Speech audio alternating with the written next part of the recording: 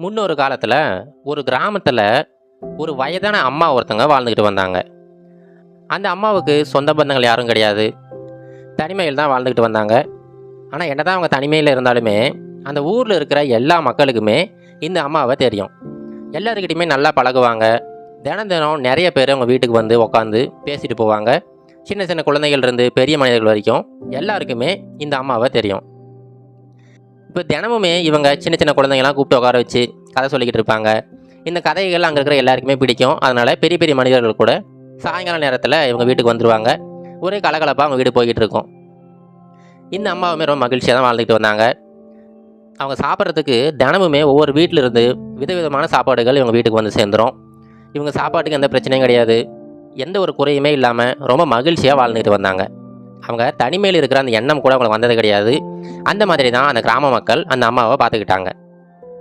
இப்படியே எல்லாமே நல்லா தான் போய்கிட்டு இருந்துச்சு. ஒரு சமயம் இந்த அம்மா பக்கத்தில் இருக்க ஒரு காட்டுக்கு விறகு எடுக்கிறதுக்காக போகிறாங்க. அவங்க வாழ்ந்துக்கிட்டு இருக்கிற அந்த கிராமம் வந்து ஒரு குளிர் பிரதேசத்தில் இருக்குது. அதனால் அவங்க வீட்டில் பார்த்தீங்கன்னா சின்னதாக ஒரு அடுப்பு எப்போவுமே எரிஞ்சிக்கிட்டே இருக்கும். அந்த அடுப்புக்காக விறகுகள் இவருக்கு தேவைப்படுது. அதனால் பக்கத்தில் இருக்கிற அந்த காட்டுக்கு விறகு எடுக்கலாம்னு சொல்லிட்டு போய்கிட்டு இருக்காங்க. காலையில் சீக்கிரமாகவே கிளம்பி போயிட்டாங்க. அங்கே இருக்கிற அந்த சுள்ளிகள் அப்புறம் மரக்கிளைகள் ஏதாவது விழுந்திருக்கா, காய்ந்த மரக்கிளைகள் இருக்கா அப்படின்னு சொல்லிட்டு எல்லா பக்கமே தேடி தேடி பார்த்துக்கிட்டு இருக்காங்க.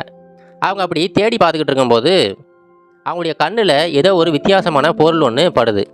என்னது அது அப்படின்னு சொல்லிட்டு பக்கம் போய் பார்க்குறாங்க. பக்கம் போய் பார்த்தா ஒரு பெரிய பானை ஒன்று மண்ணுக்கடியில் புதைக்கப்பட்டிருக்கு.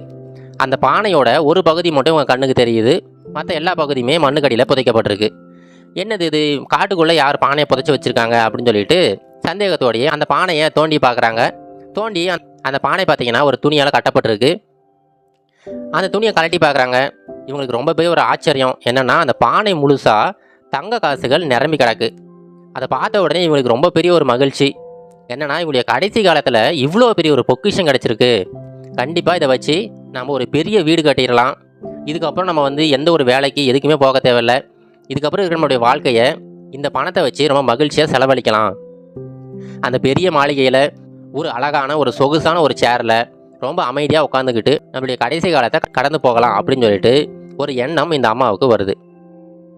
சரி, இந்த பானையை எப்படியாவது வீட்டுக்கு கொண்டு போகணுமே அப்படின்னு சொல்லிட்டு அதை தூக்கிறதுக்காக முயற்சி பண்ணுறாங்க. ஆனால் அந்த பானை ரொம்ப வெயிட்டாக இருக்குது, கொஞ்சம் பெரிய பானையாக இருக்குது. இப்போ என்ன பண்ணுறதுன்னு யோசிக்கிறாங்க. உடனே பக்கத்தில் இருக்கிற அந்த மரக்கட்டைகள்லாம் கொண்டு வந்து கொஞ்சம் கொஞ்சமாக நெம்பி அந்த பானையை வெளியெடுக்கிறாங்க. இப்போ அந்த பானையை எப்படி தூக்கிட்டு போகிறதுன்னு தெரியல. அவங்களும் துணியெல்லாம் கட்டி இழுத்து பார்க்குறாங்க. என்ன பண்ணி இழுத்தாலுமே அந்த பானையை இழுக்க முடியல. ஏன்னா அவ்வளோ வெயிட்டாக இருக்குது. சரி, என்ன பண்ணுறதுன்னு யோசிக்கிறாங்க. அதுக்கப்புறம் அங்கே இருக்கிற அந்த மரக்கிளைகள், அங்கே இருக்கிற மரம், செடி, கொடி இதெல்லாம் பயன்படுத்தி சின்னதாக ஒரு வண்டி மாதிரி ஒன்று செய்கிறாங்க. அந்த வண்டி மாதிரி செஞ்ச அந்த பொருள் மேலே இந்த பானையை கொஞ்சம் கொஞ்சமாக நகர்த்தி வைக்கிறாங்க. நகர்த்தி வச்சுட்டு கொஞ்சம் கொஞ்சமாக இழுத்து பார்க்குறாங்க. முன்னையோட இப்போ கொஞ்சம் சுலபமாகவே அவங்களால அந்த பானையை நகர்த்த முடியுது. இப்போ இவங்களுக்கு ரொம்ப மகிழ்ச்சி. எப்படியாவது இந்த பானையை வீட்டுக்கு கொண்டு போயிடணும் அப்படின்னு சொல்லிட்டு கொஞ்சம் கொஞ்சமாக இழுத்துக்கிட்டு அப்படியே போய்கிட்டே இருக்காங்க. இப்போ கொஞ்சம் தூரம் போனதுக்கப்புறமா திரும்பி பார்க்குறாங்க. என்னன்னா அந்த தங்க காசுகள் எல்லாமே கொஞ்சம் நிறம் மாறின மாதிரி தெரியுது. என்னது இது, தங்க காசுகள் வந்து நிறம் மாறின மாதிரி இருக்கு அப்படின்னு சொல்லிட்டு வேக வேகமாக வந்து அந்த தங்க காசுகள்லாம் எடுத்து பார்க்குறாங்க. அதில் பார்த்தா தங்க காசுகள் இல்லாமல் இப்போ வந்து வெள்ளி காசுகள் இருக்குது. இவங்களுக்கு ரொம்ப ஆச்சரியமாக போச்சு. என்னது இது, எல்லாமே தங்க காசுகளாக இருந்துச்சு. ஆனால் இப்போ கொஞ்சம் தூரம் வந்ததுக்கப்புறமா எல்லாமே வெள்ளி காசுகளாக மாறிடுச்சு. என்ன காரணமாக இருக்கும் அப்படின்னு சொல்லிட்டு யோசிச்சுக்கிட்டே இருக்காங்க. கொஞ்சம் வருத்தமாக தான் இருக்குது. ஆனாலுமே சரி, வெள்ளி காசுகளுமே ரொம்ப விலை மதிப்புள்ள ஒரு பொருட்கள் தான். அதை வச்சுக்கிட்டு கூட நம்ம பெரிய மாளிகை கட்டிடலாம். நம்ம எதிர்பார்த்தது போலவே ஒரு சொகுசான ஒரு சேரில் உட்காந்துக்கிட்டு ரொம்ப அமைதியாக நம்முடைய வாழ்க்கையை கழிக்கலாம் அப்படின்னு சொல்லிட்டு ஒரு முடிவுக்கு வராங்க. மறுபடியும் கொஞ்சம் தூரம் அந்த பானையை இழுத்துக்கிட்டு போகிறாங்க. கொஞ்சம் நேரம் கழித்து மறுபடியும் திரும்பி பார்க்குறாங்க. பார்த்தீங்கன்னா இப்போ அந்த வெள்ளி காசுகள் மறுபடியும் நிறம் மாறி இருக்குது. என்னாச்சு அப்படின்னு சொல்லிட்டு வேக வேகமாக ஓடி வந்து அந்த பானையில் இருக்கிற அந்த நாணயங்களை எடுத்து பார்க்குறாங்க. இப்போ என்னாச்சுன்னா எல்லா வெள்ளி நாணயங்களுமே சாதாரண இரும்பு நாணயங்களாக மாறிடுச்சு. இது ரொம்ப பெரிய ஒரு அதிர்ச்சி தான். ஏன்னா முதல்ல தங்க நாணயமாக இருந்துச்சு, அப்புறம் வெள்ளி நாணயமாக மாறிடுச்சு. இப்போ கடைசியாக எதுக்குமே பயன்படுத்த முடியாத இரும்பு நாணயங்களாக மாறிடுச்சு. இந்த இரும்பு நாணயங்களை வச்சுக்கிட்டு எதுவுமே பண்ண முடியாது. இந்த நாணயங்கள் அவ்வளோ ஒன்றும் விலை மதிப்பு உள்ள பொருட்கள் கிடையாது. இந்த அம்மாவுக்கு ரொம்ப பெரிய ஒரு ஏமாற்றம். ஏன்னா அவங்க அதுக்குள்ளே நிறைய கனவுகள் கண்டு வச்சுருந்தாங்க. எப்படியாவது ஒரு பெரிய வீடு கட்டிடணும் அப்படின்னு சொல்லிட்டு நிறைய கனவுகள் கண்டு வச்சுருந்தாங்க. இப்போ எல்லாமே பெரிய ஏமாற்றமாக மாறிடுச்சு. இப்போ என்ன பண்ணுறதுனே தெரியல.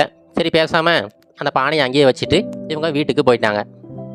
இப்போ அவங்க வீட்டுக்கு போயிட்டு ரொம்ப அமைதியாக உட்காந்து யோசிச்சுக்கிட்டு இருக்காங்க. அவங்க வாழ்க்கையில் இன்றைக்கி நடந்த இந்த விஷயம் அவங்களால மறக்கவே முடியாது. ஏன்னா அவங்களுக்கு அவ்வளோ பெரிய ஒரு தங்க புதையல் கிடச்சிச்சு. ஆனால் அதை வீட்டுக்கு கொண்டு வர முடியல. கொண்டு வரும்போது கொஞ்சம் கொஞ்சமாக தங்க புதையல் அதோடைய மதிப்பை இழந்து கடைசியில் எதுக்குமே பயன்படாத ஒரு பொருளாகவே மாறிடுச்சு. இப்போ அவங்க யோசிச்சு பார்க்குறாங்க, இப்போ நம்ம எதுக்கு உட்காந்து வருத்தப்பட்டுக்கிட்டு இருக்கோம் அப்படின்னு சொல்லிட்டு. இப்போ என்னென்னா, இதுக்கு முன்னாடி அவங்க ரொம்ப மகிழ்ச்சியாக தான் இருந்தாங்க. என்ன ஒரு சின்ன வீடு, ஒரு நார்மலான ஒரு சேரு, அதில் அமைதியாக அவங்க எப்போவுமே உட்காந்துக்கிட்டு இருப்பாங்க. கலகலப்பாக எப்போவுமே அவங்க வீட்டில் நிறைய மக்கள் வந்து போய்கிட்டு இருப்பாங்க. ஆல்ரெடி நான் மகிழ்ச்சியாக தானே இருக்கிறேன். அதை விட்டுட்டு இப்போ என்னதான் ஒரு பெரிய வீடு கட்டினாலும் சரி, ஒரு பெரிய சேர் வாங்கினாலும் சரி, அந்த மகிழ்ச்சி அப்படிங்கிறது அப்படியே தான் இருக்க போகுது.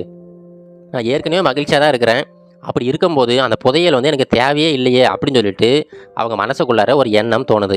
அதுக்கப்புறமா தான் அந்த அம்மாவுக்கு புரியுது, அந்த புதையல் எனக்கு தேவைப்படுற ஒரு பொருளே கிடையாது. அதை நான் எடுத்துகிட்டு வந்திருந்தாலுமே இந்த மகிழ்ச்சி எனக்கு அப்படியே தான் இருந்திருக்கும்.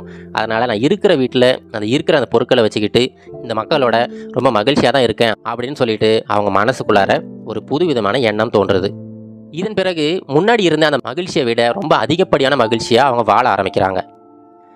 இது போல தாங்க நம்ம வாழ்க்கையிலுமே நம்ம ஆல்ரெடி நம்மக்கிட்ட இருக்கிற பொருட்களை வச்சுக்கிட்டே நம்ம மகிழ்ச்சியாக தான் வாழ்ந்துக்கிட்டு இருப்போம். ஆனால் என்னென்னா, காலப்போக்கில் நமக்கு வேறு சில பொருட்கள் இருந்தால் தான் மகிழ்ச்சி இருக்கும் அப்படிங்கிற நம்பிக்கையில் அந்த பொருட்களை நோக்கி ஓடிக்கிட்டு இருப்போம். அதுக்காக காசு பணத்தை சேர்த்து வச்சுக்கிட்டே இருப்போம். இப்போது கொஞ்ச நாள் கழித்து எப்படியாவது கஷ்டப்பட்டு அந்த பொருட்களை வாங்கிடுவோம். ஆனால் அந்த பொருட்கள் வாங்கினதுக்கப்புறமா தான் தெரியும், அந்த பொருட்கள் இருந்தாலும் சரி இல்லைனாலும் சரி நம்ம மகிழ்ச்சியாக தான் இருந்தோம். ஆனால் அந்த பொருட்கள் வந்ததுனால ஒரு சில நாட்கள் மகிழ்ச்சியாக இருந்திருப்போம். ஆனால் மறுபடியும் நம்ம எப்படி முன்னாடி வாழ்ந்துக்கிட்டு இருந்தோமோ அதன்படி தான் நம்ம வாழ்க்கை போய்கிட்டு இருக்கோம். எந்த ஒரு மாற்றமே இல்லாமல் தான் இருக்கும்.